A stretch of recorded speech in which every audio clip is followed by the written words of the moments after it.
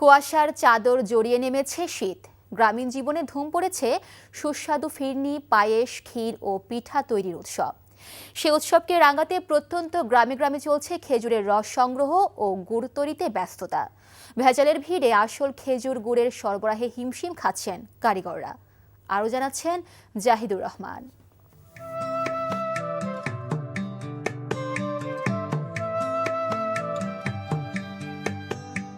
কুয়াশার ঘাসের ডগায় থাকা স্নিগ্ধ শিশির ভেজা ভোর থেকেই রস সংগ্রহে নেমেছেন গাছিরা।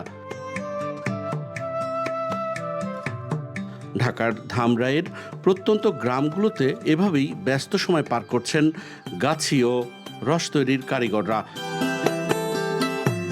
তবে দিন দিন খেজুরের গাছ কমে যাওয়ায় বিপন্ন হয়ে পড়েছে গাছিদের পেশা।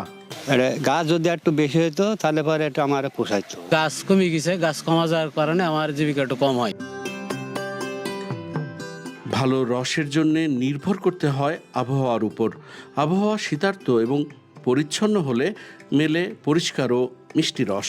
সেই রস জাল দিয়ে তৈরি হয় খাঁটি গুড়। চাহিদার সাথে যোগান দিতে হিমশিম খাচ্ছেন গাছিরা। আর সেই গুড় তৈরির প্রক্রিয়া দেখতে দূর দূরান্ত থেকে অনেকেই আসেন এখানে। আসা হয়েছে আপনার পাকটিয়া রাথুরা থেকে। এখানে আসার মজার ছিল অন্যরকম। যদি না আসতাম তাহলে হয়তো এটাও বানানো দেখতে পারতাম না, যে এই যে গুড় বানাচ্ছে। আর আমরা অনেক বেশি মজা পেয়েছি এই জায়গায় আসতে। রসটা অনেক বেশি ভালো ছিল এবং অনেক মিষ্টি ছিল। শীতের ঐতিহ্য খনিজ ও পুষ্টিগুণ সমৃদ্ধ খেজুরের রস। তবে বাদুড়ের সংস্পর্শে নিপাহ ভাইরাস সংক্রমণ এড়াতে বিশেষ সতর্কতা অবলম্বনের পাশাপাশি ঐতিহ্য ধরে রাখতে বেশি বেশি গাছ রোপণে গুরুত্ব দিয়েছে কৃষি বিভাগ।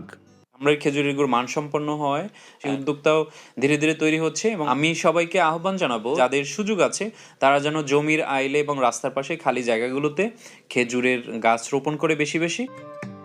অগ্রহায়ণ শেষ, পৌষ ও মাঘ মাস জুড়েই চলবে রসে ভরা মৌসুম। Zahidur Rahman, NTV news, Dhamrai, Dhaka.